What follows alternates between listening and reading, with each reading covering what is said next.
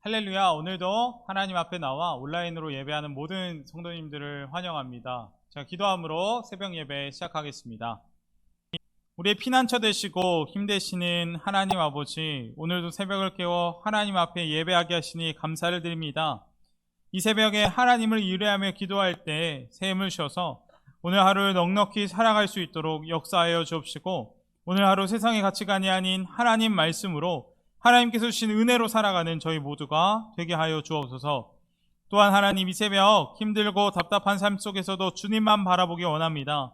억눌린 자, 갇힌 자, 자유함이 없는 자들을 일으키시고 회복시키시는 하나님의 크신 능력을 믿사오니 저희가 하나님만 바라며 나아갈 때 하나님께서 놀라운 하나님의 방법으로 우리를 인도하여 주옵소서. 오늘도 함께 하실 것 믿사오며 예수님의 이름으로 기도합니다. 아멘. 오늘 주시는 하나님의 말씀은 요한계시록 9장 1절부터 21절까지의 말씀입니다. 다섯째 천사가 나팔을 불매 내가 보니 하늘에서 땅에 떨어진 별 하나가 있는데 그가 무저갱의 열쇠를 받았더라. 그가 무저갱을 여니 그 구멍에서 큰 화덕의 연기 같은 연기가 올라오매 해와 공기가 그 구멍의 연기로 말미암아 어두워지며 또 황충이 연기 가운데로부터 땅 위에 나오매 그들이 땅에 있는 전갈의 권세와 같은 권세를 받았더라. 그들에게 이르되 땅의 풀이나 푸른 것이나 각종 수목은 해하지 말고 오직 이마에 하나님의 인침을 받지 아니한 사람들만 해하라 하시더라. 그러나 그들을 죽이지는 못하게 하시고 5달 동안 괴롭기만 하게 하시는데 그 괴롭게 함은 전갈이 사람을 쏠 때의 괴롭게 함과 같더라. 그날에는 사람들이 죽기를 구하여도 죽지 못하고 죽고 싶으나 죽음이 그들을 피하리로다. 황충들의 모양은 전쟁을 위하여 준비한 말들 같고 그 머리에 금과 같은 관 비슷한 것을 썼으며 그 얼굴은 사람의 얼굴 같고 또 여자의 머리털 같은 머리털이 있고 그 이빨은 사자 이빨 같으며 또 철 호신경 같은 호신경이 있고 그 날개들의 소리는 병거와 많은 말들이 전쟁터로 달려 들어가는 소리 같으며 또 전갈과 같은 꼬리와 쏘는 살이 있어 그 꼬리에는 5달 동안 사람들을 해하는 권세가 있더라. 그들에게 왕이 있으니 무저갱의 사자라. 히브리어로는 그 이름이 아바도니오, 헬라어로는 그 이름이 아볼루온이더라. 첫째 화는 지나갔으나 보라 아직도 이후에 화 둘이 이르리로다. 6의 천사가 나팔을 불매 내가 들으니 하나님 앞 금제단 네 뿔에서 한 음성이 나와서 나팔 가진 6 천사에게 말하기를 큰 강 유브라데에 결박한 네 천사를 놓아주라 하매 네 천사가 놓였으니 그들은 그 년 월 일시에 이르러 사람 3분의 1을 죽이기로 준비된 자들이더라. 마병대의 수는 2만만이니 내가 그들의 수를 들어놓으라. 이 같은 환상 가운데 그 말들과 그 위에 탄 자들을 보니 불빛과 자줏빛과 유황빛 호심경이 있고 또 말들의 머리에는 사자머리 같고 그 입에서는 불과 연기와 유황이 나오더라. 이 세 장 곧 자기들의 입에서 나오는 불과 연기와 유황으로 말미암아 사람 3분의 1이 죽임을 당하니라. 이 말들의 힘은 입과 꼬리에 있으니 꼬리는 뱀 같고 또 꼬리에 머리가 있어 이것으로 해하더라.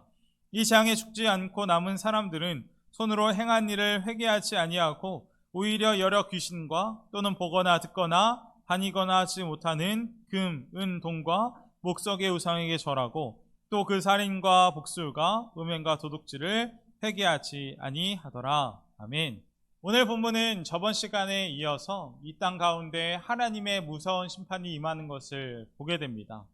우리가 조금 후에 살펴보겠지만 세상에 황충이 풀려나 사람들을 심판하고 또 말로 형용할 수 없는 무서운 하나님의 사자들이 세상을 심판합니다. 그러나 분명 이 무서운 심판들이 기록된 이 책은 우리를 무섭게 하거나 두렵게 하려는 목적으로 쓰여진 책이 아닙니다. 오히려 하나님은 이 심판의 메시지를 통해서 우리를 끝까지 포기하지 않고 우리를 끝까지 사랑하신다는 놀라운 메시지를 보내고 계십니다.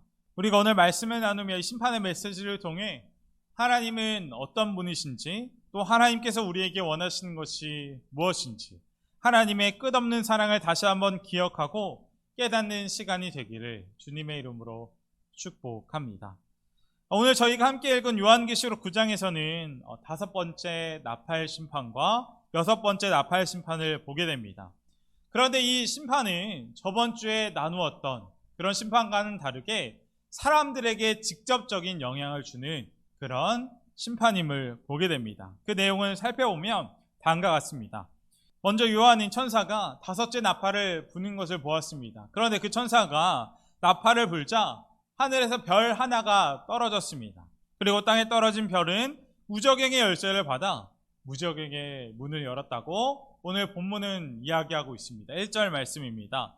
다섯째 천사가 나팔을 불매 내가 보니 하늘에서 땅에 떨어진 별 하나가 있는데 그가 무저갱의 열쇠를 받았더라. 그가 무저갱을 여니. 아멘. 땅에 떨어진 별이 하나가 무저갱의 열쇠를 받아 무저갱을 연 것입니다. 오늘 본문에서 쓰인 이 무저갱은 성경에서 음부 또는 스올이라고도 표현되고 세번역 성경에서는 아비소스라고 이렇게 기록되어져 있는데 이것은 밑도 끝도 없이 깊고 어두운 곳이라는 뜻입니다.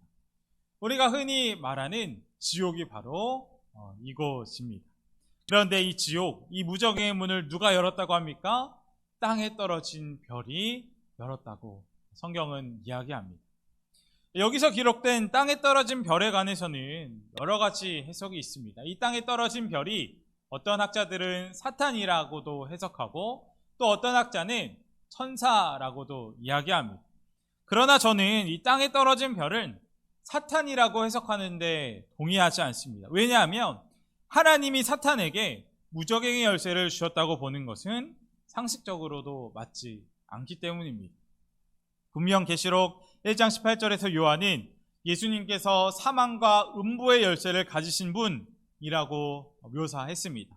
그리고 또 나중에 보겠지만 계시록 20장 1절을 보면 천사가 무저갱의 열쇠와 큰 쇠사슬을 그 손에 가지고 하늘로부터 내려온다라고 했습니다. 그리고 이 말씀들을 볼 때 무저갱의 열쇠는 예수님께 위임받은 천상의 존재 외에는 누구도 받을 수 없는 것임을 우리가 알게 되는 것입니다. 그렇게 그 하늘의 존재로부터 세상에 무저갱이 열리게 되었습니다. 그런데 그것을 통해서 세상에 무엇이 나왔습니까?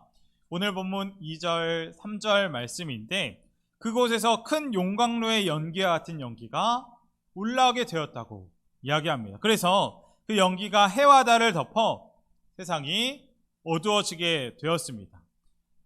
그리고 연기와 함께 지옥에서 올라온 것이 또 있는데 그것이 무엇입니까? 바로 황충입니다. 이 성경은 연기가 올라오는 가운데 황충이 같이 올라왔다라고 말하고 있는 것입니다. 이 새벽역 말씀을 보면 이 황충은 메뚜기로도 번역이 되는데 이 메뚜기는 우리가 알고 있는 평범한 곤충, 풀과 곡식을 뜯어먹는 그런 메뚜기가 아닙니다. 오늘 본문에 보니까 이 메뚜기는 머리에 금관을 쓰고 갑옷을 입고 이빨은 사자 이빨 같으며 전갈과 같은 꼬리와 침이 달려있어 사람을 고통스럽게 만드는 그런 메뚜기인 것입니다. 혹시 상상이 되십니까? 그리고 이 메뚜기들이 세상으로 올라와 사람들을 고통스럽게 만들기 시작했습니다. 그 고통이 얼마나 큰지 고통을 받는 사람들은 차라리 죽기를 원했지만 죽지 못하고 죽음이 그들을 피해갔다라고 말씀합니다. 고통 때문에 죽고 싶어도 죽지 못한다는 것입니다. 이것이 바로 다섯 번째 나팔 재앙인 것입니다.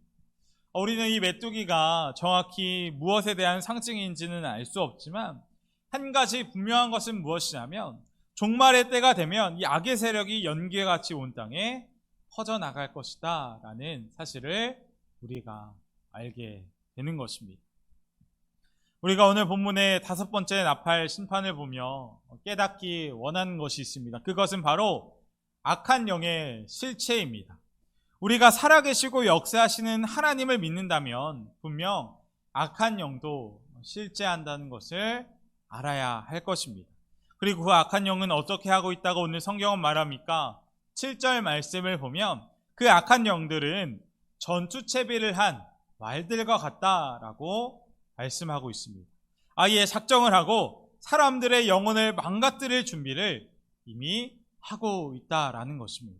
그리고 그런 악한 영들의 역사는 성경 곳곳에서도 잘 나타나 있습니다. 그런 악한 영들은 예수님이 직접 택하셨던 가룟 유다를 빼내서 예수님을 어떻게 했습니까? 은 30에 팔아넘기게 했습니다. 또한 그 악한 영들은 충성스럽던 베드로가 자기 입으로 예수님을 부인하고 저주까지 하게 만들었으며, 교회를 위하여 전 재산을 헌금하려던 아나니아와 삽비라 마음에 탐심을 불어넣어서 하나님을 속이고 거짓말을 하게 만들었습니다. 이뿐만 아닙니다. 성경 곳곳에서 그들의 실제를 분명하게 말씀하고 있습니다. 그리고 그들은 지금도 어떻게 합니까? 지금도 우리 믿는 자들을 공격하여 넘어뜨리려고 호시탐탐 기회를 노리고 있다라고 이야기하고 있습니다. 게다가 오늘 본문 11절 말씀을 보면 이 황충들, 이 메뚜기의 왕에 대해서 말씀하고 있는데, 그의 이름은 히브리 말로 아바돈이고 헬라어로는 아볼로온이라고 말합니다.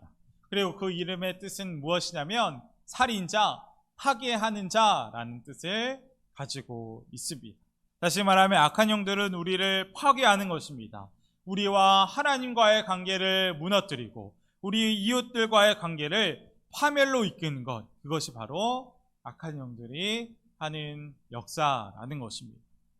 안타깝게도 세상 사람들은 자신이 하나님의 자리에 올라 자기가 왕이 되어 마음대로 살아갑니다.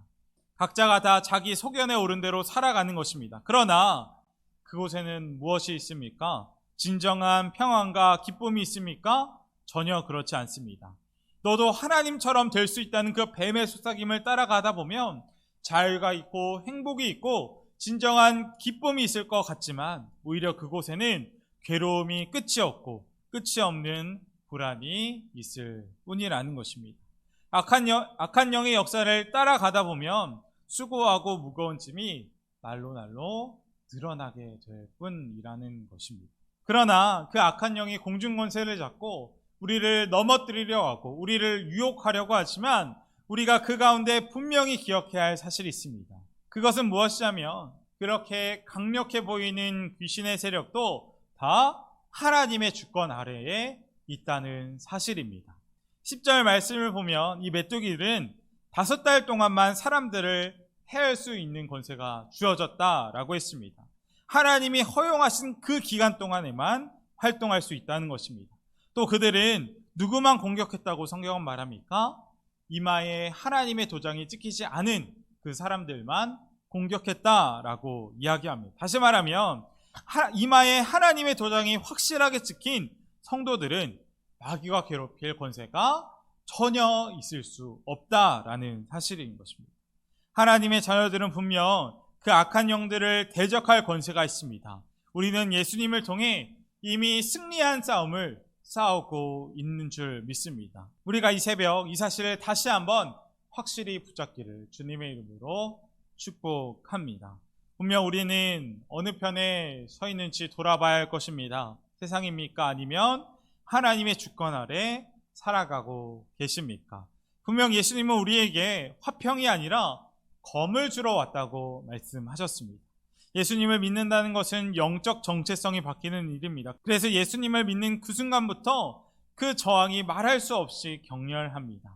하나님의 백성이 되는 그 순간부터 끊임없는 유혹과 죄와 시험이 우리를 덮쳐오는 것입니다. 그러나 우리가 항상 깨어있어 말씀의 검으로 닥쳐오는 시험들을 대적한다면, 악한 영들을 대적한다면, 그렇다면 하나님께서 우리들을 그 유혹으로부터 항상 지켜주시고 보호하여 주실 것입니다. 그렇게 살아가는 우리 모두가 되기를 주님의 이름으로 축복합니다.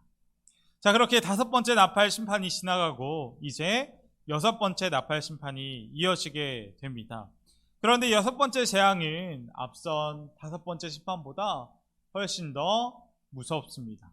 천사가 6번째 나팔을 불자 하나님 앞에 있는 금제단의 넷불에서 한 음성이 들려왔습니다. 그 음성은 14절 말씀에 잘 나오는데 하나님께서 나팔을 가진 6번째 천사에게 하신 말씀입니다. 하나님께서 다음과 같이 말씀하십니다. 큰 강 유파라테스에 매어 있는 네 천사를 풀어 놓아주어라. 아멘. 하나님께서 그 큰 강 유프라테스에 묵혀 있는 네 천사들을 풀어주어라 라고 말씀하고 있는 것입니다. 그렇다면 이 하나님의 명령은 무엇을 뜻하는 것일까요? 이 하나님께서 말씀하시는 이 유프라테스 강인 이스라엘의 동쪽 국경선입니다. 이스라엘의 역사를 보면 이 유프라테스 강을 넘어서 강대국들이 이스라엘을 침공하고 침략했다라고 합니다. 그래서 아수르, 페르시아, 바벨론 그런 강대국들이 유프라테스 강을 넘어서 이스라엘을 공격해 온 것입니다. 그래서 이사야서 8장 7절 말씀을 보면 이방이 일어나 이스라엘을 침략하는 것을 어떻게 묘사하고 있냐면 유프라테스 강이 범람했다라고 묘사하고 있는 것을 볼 수가 있습니다. 다시 말하면 유프라테스에 매여있는 네 천사는 어떤 천사라는 것입니까? 이스라엘 백성들에게 심판을 가져다주는 천사로 이제는 이스라엘을 넘어서 세상을 심판하기 위해서 풀려났다라는 것입니다. 그리고 본문 15절 말씀을 보면 이 천사들의 권세가 어떠한지 기록되어 있는데 그들에게는 어떤 권세가 있다고 말씀합니까? 그들은 지구상의 사람들을 3분의 1이나 죽이기로 준비된 자들이었고 그들이 거느리고 있는 마병의 수는 2억 명이라고 합니다. 여기서 2억 또한 실제 숫자가 아니라 그만큼 많다는 의미로 유프라테스 강에 매여있던 네 천사가 풀려나 기마대 2억을 이끌고 사람들을 심판한다는 것을 말씀하고 있는 것입니다. 분명 이것도 역시 요한이 보았던 환상이라 정확한 해석은 어렵습니다. 하지만 분명한 것은 마지막 날 믿기지 않을 정도로 많은 사람들이 죽게 된다는 것입니다. 그러나 너무나도 안타까운 말씀이 오늘 본문 말씀에 기록되어 있습니다. 이렇게 무서운 하나님의 심판 가운데서도 어떤 사람들이 있었다고 성경은 말씀하고 있습니까? 20절 말씀입니다. 이런 재앙에서 죽지 않고 살아남은 사람이 자기 손으로 한 일들을 회개하지 않고 오히려 귀신들에게나 또는 보거나 듣거나 걸어다니지 못하는 금이나 은이나 굴이나 돌이나 나무로 만든 우상들에게 절하지를 그치지 않았습니다. 아멘. 하나님의 심판이 임하는 그 가운데서도 여전히 회개하지 않는 사람들이 있었다라고 성경은 예언하고 있는 것입니다. 그들은 재앙을 당하면서도 귀신을 더 섬기고 살인과 복술과 음행과 도둑질을 회개하지 않았습니다. 그렇습니다. 분명 재앙이 무서운 것이 아니라 무슨 말씀을 들어도 회개하여 돌이키지 않는 것이 죄보다 더 무섭습니다. 오늘 본문을 보며 우리가 함께 회개에 대해서 은혜를 나누기 원합니다. 우리는 하나님을 믿으면서도 같은 죄를 짓는 삶을 반복할 때가 많이 있습니다. 그래서 회개에도 전혀 변화가 없네라며 회개에 대한 믿음이 흔들리게 되고 결국은 어떻게 됩니까? 더 이상 회개하지도 않고 죄를 짓고도 아무렇지 않게 예배를 드리게 됩니다. 죄가 하나님과 우리 사이를 완전히 막아버려서 은혜와 감격을 다 잃어버리게 하는 것입니다. 분명 성경은 죄를 고백하고 회개하면 모든 불의에서 깨끗하게 된다고 말합니다. 그런데 왜 우리는 그 말씀을 경험하며 살지 못하는 것일까요? 그것은 바로 우리의 회개의 문제가 있기 때문입니다. 우리가 회개를 하긴 하지만 우리의 입으로만 회개하고 또 죄에 대한 후회와 애통하는 감정으로만 회개를 끝내기 때문에 그 말씀을 우리 삶에 적용하지 못하는 것입니다. 그렇다면 진정한 회개는 무엇입니까? 바로 살아계신 예수님을 매일 바라보며 우리 삶 가운데 동행하는 것. 거기까지가 바로 진정한 회개인 것입니다. 다시 말해 회개의 기준은 우리가 더 이상 죄를 짓고 안 짓고의 문제가 아니라 우리 마음 가운데 오신 그 예수님을 얼마나 믿고 바라보는지에 달려 있는 것입니다.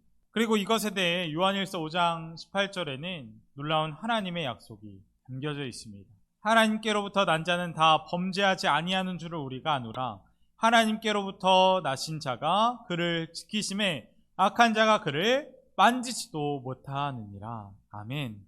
하나님께로 난 자는 다 범죄하지 않는다고 분명 성경은 말씀하고 있는 것입니다. 분명 예수님께서 우리 마음 가운데 찾아오셨습니다.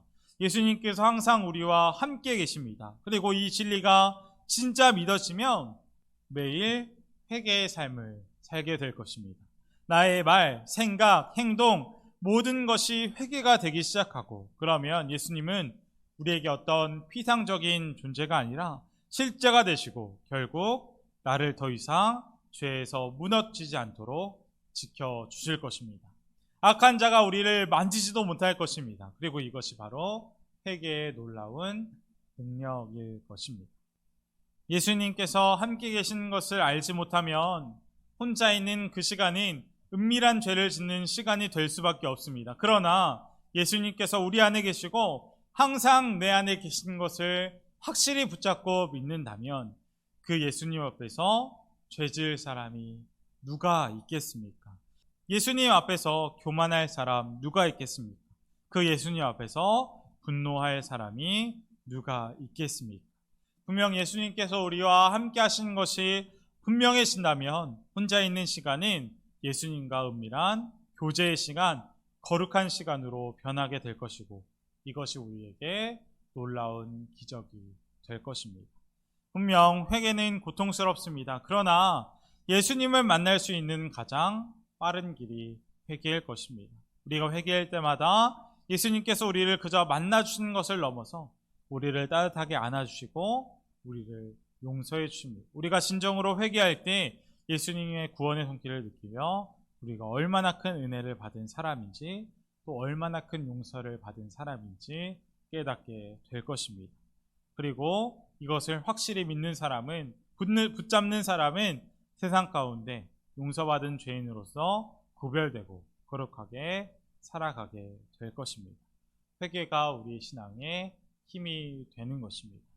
우리는 어떻게 살아가고 있습니까? 우리의 자녀들에게, 남편이나 아내에게, 우리 주변에 가까운 이웃들에게 어떤 죄를 짓고 살아가는지도 알지도 못한 채 그렇게 살아가십니까? 아니면 하나님 앞에 작은 죄라도 회개하며 그 은혜의 감격을 누리며 살아가고 계십니까? 하나님의 심판 앞에서도 회개하지 않는 그 사람들을 보며 우리 마음에 정말 예수님께서 함께 계신지 돌아보는 오늘 하루가 되기를 예수님의 이름으로 축복합니다. 함께 기도하기 원합니다. 오늘 첫 번째로 기도하기 원하는 것은 저희가 악한 영을 대적하는 삶을 살기를 원합니다. 우리가 하나님을 믿는다면 분명 악한 영의 역사가 있다는 것을 알아야 할 것입니다. 우리가 마귀의 거짓에 넘어지지 않게 하시고 마지막 날까지 끝까지 믿음의 싸움을 승리하는 저희 모두가 되게 해달라고 함께 기도하겠습니다. 또한 저희가 회개하기 원합니다. 분명 저희는 평생 갚을 수도 없는 1만 달란트 빚을 탕감받은 사람들, 큰 은혜를 받은 사람들입니다.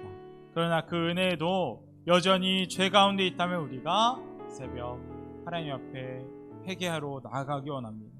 분명 회개는 우리 마음 가운데 오신 예수님을 얼마나 믿고 바라보는지에 달려 있습니다. 우리 안에 함께 하시는 주님을 보는 눈이 활짝 열려지게 해달라고 이 시간 함께 기도하겠습니다. 두 번째로 기도할 것은 우리 환우분들을 위해 기도하겠습니다. 분명 하나님의 이름을 경외하는 자에게 치료의 강선이 비춰진다고 말씀하셨습니다. 하나님께서 동대문의 모든 환우분들을 치유의 손으로 만져주시고 긍휼히 여겨주셔서 육신의 질병, 마음의 질병이 회복되는 역사가 있게 해달라고 함께 기도하겠습니다. 또한 교회와 교회학교 여름 행사를 위해서 새벽 기도하고 개인 기도하겠습니다. 자, 기도함으로 오늘 모든 예배 마치겠습니다. 하나님 감사합니다. 오늘 말씀을 보며 다시 한번 하나님께서 저희에게 원하시는 것이 무엇인지 돌아보게 하시니 감사를 드립니다. 하나님, 저희가 분명 우리 안에 계신 주님을 확실하게 바라보는 눈이 열리기를 원합니다. 성령 하나님, 하나님 앞에 회개하는 저희 마음 가운데 찾아오시고 역사해 주셔서 더 이상 세상의 죄가 아닌 주님이 주시는 진정의 기쁨을 누리는 저희 모두가 되게 하여 주옵소서. 이 모든 말씀 예수님의 이름으로 기도합니다. 아멘.